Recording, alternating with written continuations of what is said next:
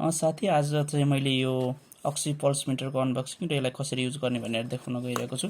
जस्तो बक्स आउँछ, यो चाहिँ हाम्रो 303500 अब हेरिकन हुन्छ। युजर म्यानुअल पनि पढ्न सक्नुहुन्छ के कस्तो छ भनेर। अनि त्यसपछि यो माथि डोरी दिएको छ अनि ब्याट्री पनि दिएको छ, तर मैले पहिले हालिसकेको छु। यसलाई चाहिँ यहाँनिर हामीले यसरी झुन्डाउन सक्छौँ। अनि झुन्डाइसकेपछि यसलाई चाहिँ कसरी युज गर्ने भनेपछि चाहिँ हाम्रो यो अन भयो। अनि त्यसपछि औँला हाल्ने ठाउँ छ, यसरी पारेर औँलालाई यसरी हाल्यौँ भने यसले देखाउँछ, औँलालाई हाल्यौँ भने चाहिँ देखाउँछ।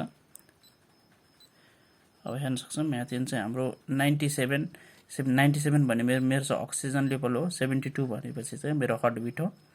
एम चाहिँ 95 भन्दा मुनि जानु भएन, 96 भयो। 95 भन्दा मुनि गएपछि चाहिँ हाम्रो अलिकति केही गडबड छ भनेर बुझिन्छ। र 91 भन्दा तल गएपछि झन् हस्पिटलै भराना आउनुपर्छ भन्ने छ। यता चाहिँ हाम्रो हार्टबिट देखाइरहेको छ। नर्मली हार्टबिट चाहिँ 72 हुन्छ र 120 सम्म पनि पुग्छ कहिले कसो चाहिँ। अब यतिलाई हेर्न सक्छौँ।